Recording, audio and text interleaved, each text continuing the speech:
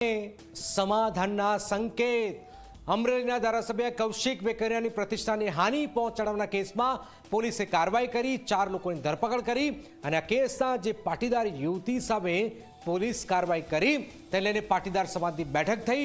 બંધ બારણે યોજાયેલી આ બેઠકમાં આખરે શું થયું છે, શા માટે આટલો જબરજસ્ત વિવાદ થઈ રહ્યો છે, આવું જોઈએ, જાણીએ, સમજીએ।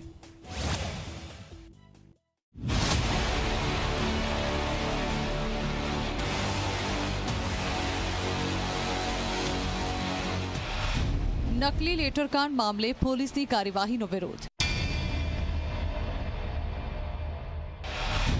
પોલીસે પાટીદાર યુવતીને આરોપી બનાવતા વિરોધ।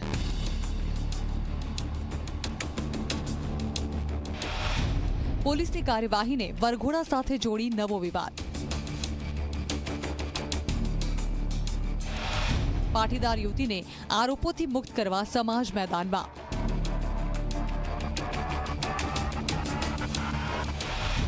બંધ બારણે યોજાઈ પાટીદાર આગેવાનોની બેઠક।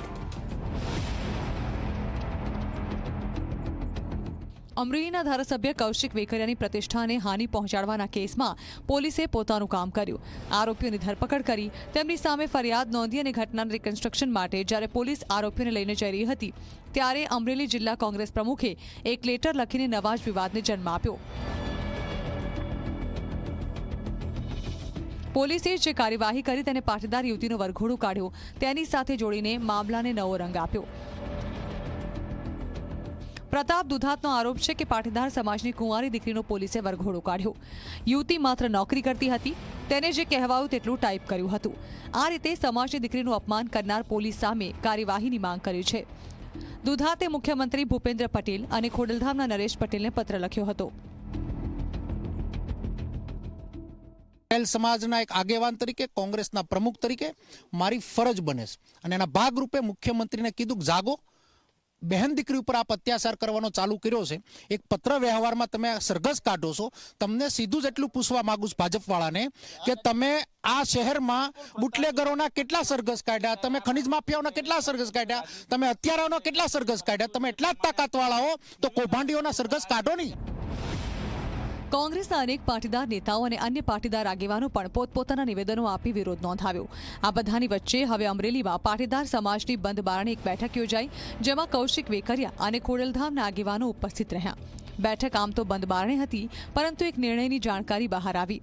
તેમાં એવું જાણવા મળ્યું કે પોલીસની ફરિયાદમાંથી પાટીદાર દીકરીનું નામ દૂર કરવા માટે એફિડેવિટ આપવામાં આવશે।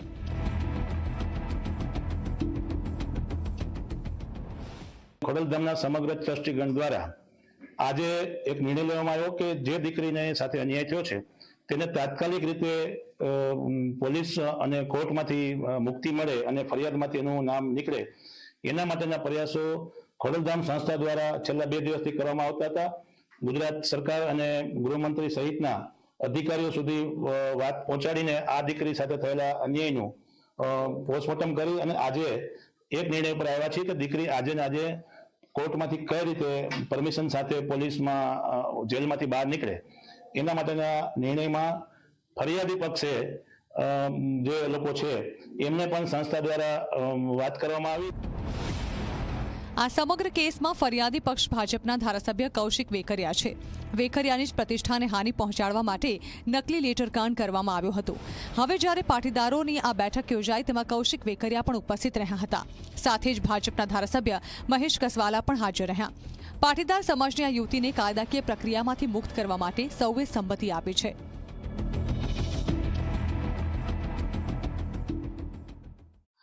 જે તે વખતે પણ 5 દિવસ પહેલા પણ કૌશિકભાઈએ દીકરીને ઝડપથી જામીન મળે એના માટેની સંમતિ પણ આપી હતી, પરંતુ કોઈ પણ પ્રકારે ગેરસમજના કારણે એ ન બની શક્યું। આજે સમાજના વરિષ્ઠ લોકો આજે અમરેલી મુકામે આવ્યા, રાજકોટથી, અમદાવાદથી, ગાંધીનગરથી ને અમરેલી સમાજના લોકો આવ્યા। કૌશિકભાઈની સાથે બેસી અને વાત કરીને દીકરીને કેવી રીતે ઝડપથી આ કાનૂની પ્રક્રિયામાંથી બહાર લાવી શકાય, એમને કેવી રીતે કાનૂની પ્રક્રિયાથી મદદ કરી શકાય, એના માટે કૌશિકભાઈ સાથે પણ સમાજે ચર્ચા કરી। મેં પણ એ ચર્ચામાં ભાગ લીધો અને કૌશિકભાઈએ તમામ પ્રકારનો સહકાર આપવા માટે મોટું મન રાખી અને એક જ સેકન્ડની અંદર હા પાડી। જે યુવતીની પોલીસે ધરપકડ કરી છે અને તેને પોલીસ સ્ટેશનમાં લઈ જવામાં આવી તેને એક અલગ જ રાજકીય રંગ આપવાનો પણ ઘણો પ્રયાસ કરવામાં આવ્યો. કોંગ્રેસના રાજકીય નેતાઓએ તો આ મામલાને એક અલગ રંગ આપ્યો, પરંતુ પાટીદાર સમાજના સામાજિક નેતાઓએ ભેગા થઈને એક સારો નિર્ણય કર્યો. ફરિયાદી પક્ષને પણ સાથે રાખી તેમની સંમતિથી પાટીદાર સમાજની યુવતીને મુક્ત કરાવવાના પ્રયાસો શરૂ કર્યા છે, જે ખૂબ સારી વાત છે. હવે એ જોવાનું રહેશે કે આગળ આ કેસમાં શું થાય છે. Bureau report, Zee media.